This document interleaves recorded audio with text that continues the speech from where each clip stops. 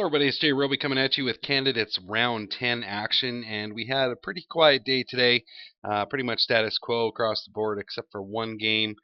We had Kramnik unfortunately losing to Mr. Sidler, and it was from a blunder, so we'll take a quick look at it since it was the only decisive game that happened today.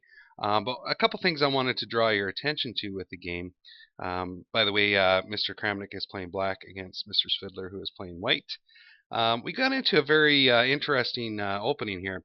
So it starts off with a Dutch defense, looks like a Dutch, and we get into this position here with a fianchetto on b7 here for black.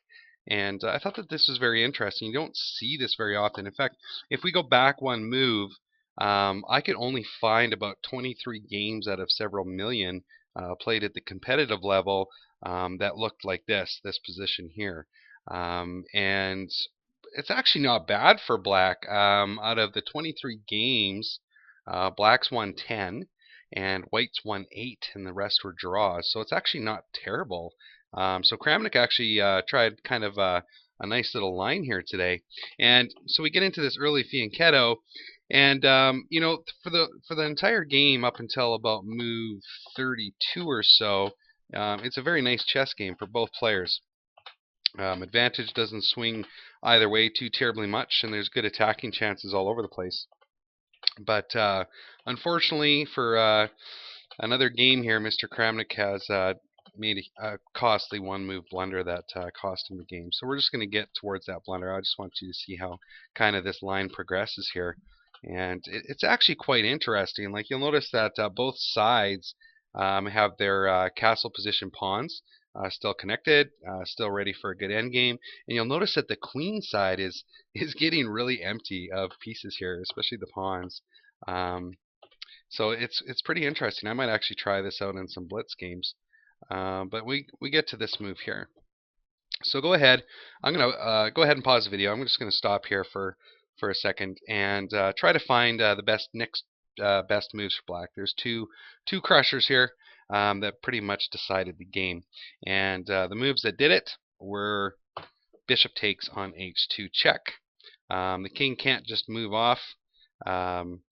Well, it can, but either way, it's not going to be good. So the only thing that the king really can do here is capture that bishop, and then the queen comes in and snags up the rook there on f1.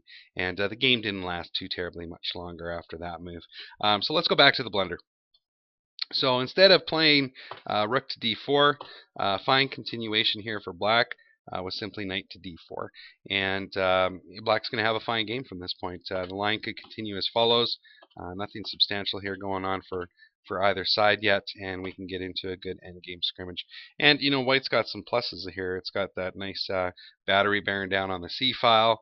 So it would have been a very interesting game. I'm actually pretty upset here that there was that blunder, because this definitely isn't a common line, and to see how this actually would have played out blunder free would have been very interesting. I think that white's definitely got some good chances here to start tearing into the black camp, and using this triple battery plus this dark square bishop here on b2 is nicely placed as well. But you know, things happen. So like the title of the video says, ready, aim, go. But let's get to the I'm just going to put the point total screen up on the video here. Not tremendous amounts of changes. Obviously, Mr. Sidler gained a point. All other competitors drew today, so they go up half a point. And I want to point out, yesterday in my video, that I mentioned that Aronian would have to get 3 points to tie Anand, which is still the case, but there's only 4 rounds remaining.